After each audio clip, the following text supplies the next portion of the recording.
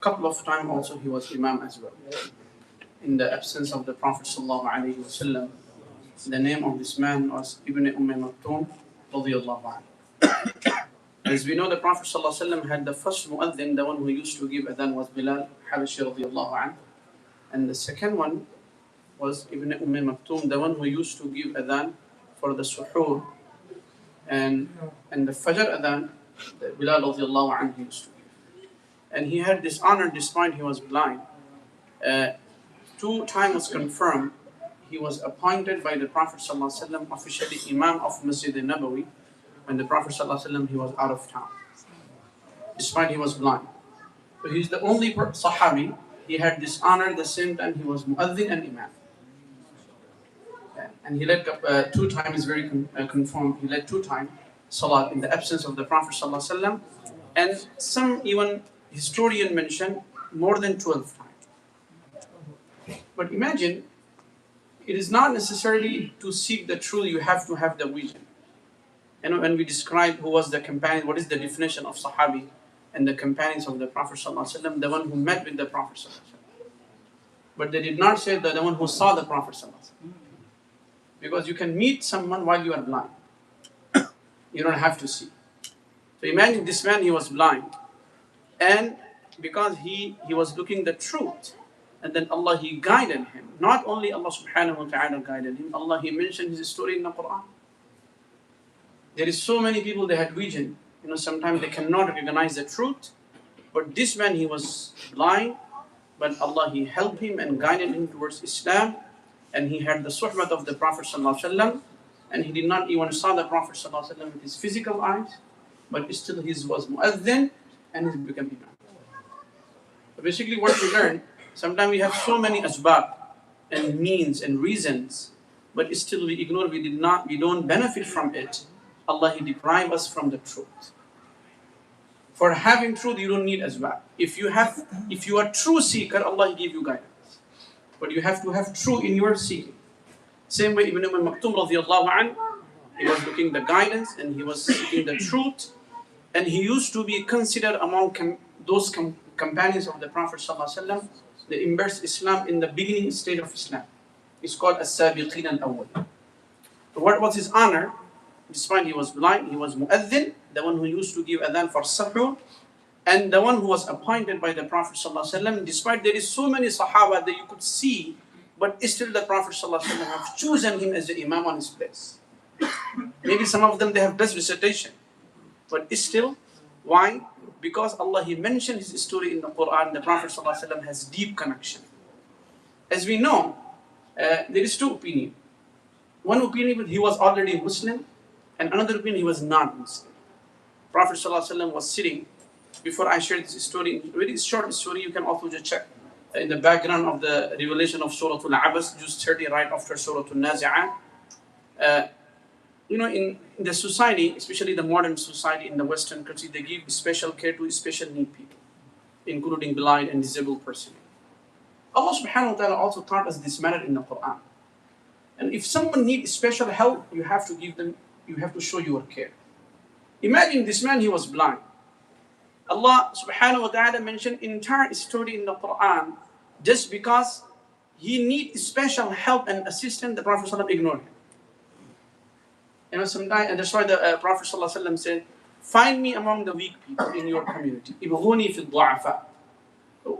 Those we consider them weak, or they need special help, they need our care more than anyone else. One lesson we can learn from this story which I like to share. And the second thing is, sometimes maybe your intention is true, but it's not necessarily, because intention only Allah knows. Your intention and action has to be correct. Prophet ﷺ, when he was speaking these leaders of Makkah in the gathering and inviting towards Islam, his intention was very clear, because he was thinking maybe these leaders of Makkah, if I give more attention, some of them, if they will accept Islam, entire nation will accept Islam. His intention was clear. But the way he ignored Ibn Umm Maktum radiyallahu anhu, maybe the action was not the best, and maybe Allah subhanahu wa ta'ala saw this man, he needs special care and special respect, special this, and he got left out. Prophet ﷺ's intention is very clear and true. What we learn from this, sometime maybe you cannot go and say, oh, my intention is clear. We don't know your intention. We only judge someone based on the action. That's why another lesson we can learn from this, the Prophet ﷺ intention was clear. He was seeking the guidance, and he was looking the guidance among these leaders of Makkah. And maybe some of them, there was a top leader, Mughira, Utbah and Shayba. And he knows if these people, they will accept Islam, his entire tribe will accept Islam as well. That's why maybe he thought, I can talk Ibn Maktum later. Allah, he did not like it. Allah subhanahu, because maybe intention is true, but the action, someone can take the wrong message, or just he was blind, he was ignored. That's why Allah subhanahu wa ta'ala sent this ayat in the Quran. So what we learn, amal and niyat, both has to be correct. Just because your intention is right, and you cannot tell someone, oh, my intention is correct, don't pay attention on my word. No.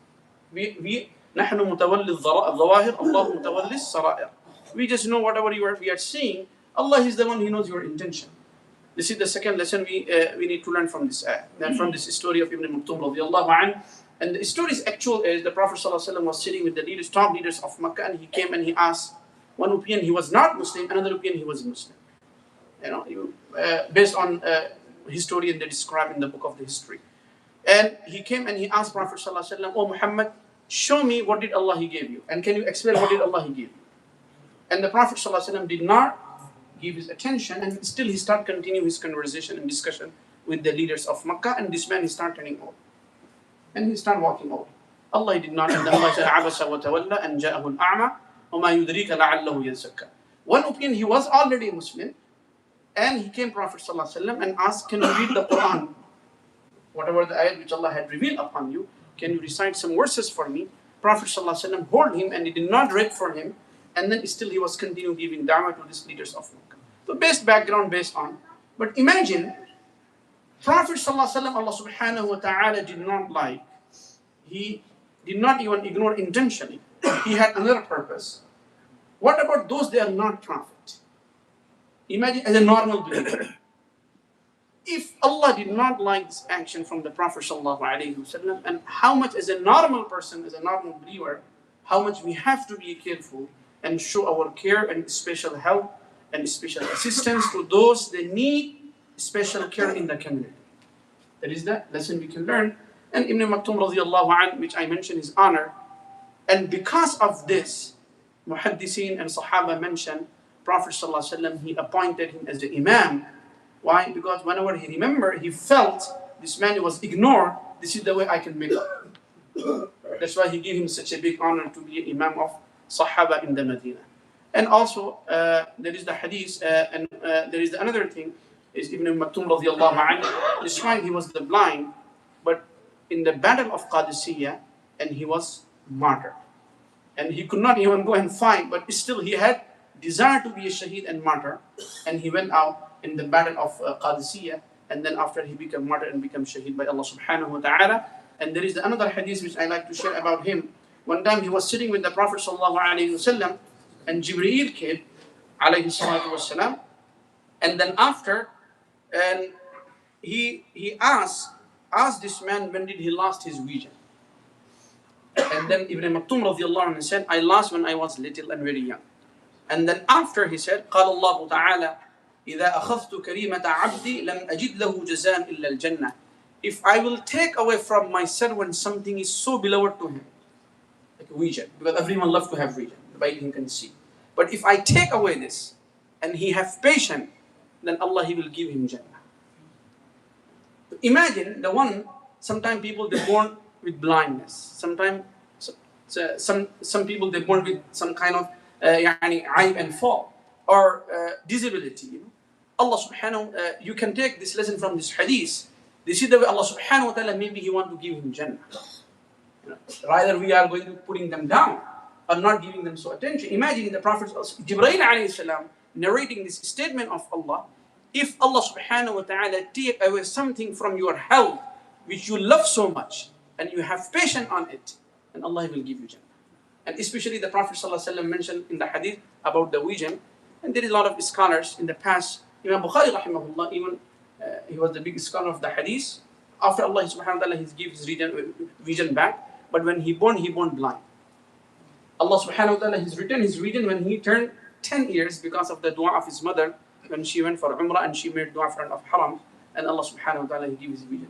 So basically, the Prophet ﷺ mentioned, if Allah take away something which you love and you have patience, then Allah he will reward you with Jannah. But this is the man Ibn Umm Maktum radiallahu anh. Sahaba, they used to hear adhan at the time of suhoor, and Allah he honored him, and Allah he mentioned the story in the Surah Abasa. May Allah subhanahu wa ta'ala allow us to help understand and follow the footsteps of these people and guide us towards Islam. Subhanallah bihamdi, subhanallah bihamdi, wa ashhadu an la ilaha illa anta astaghfiruka wa atubu ilayk.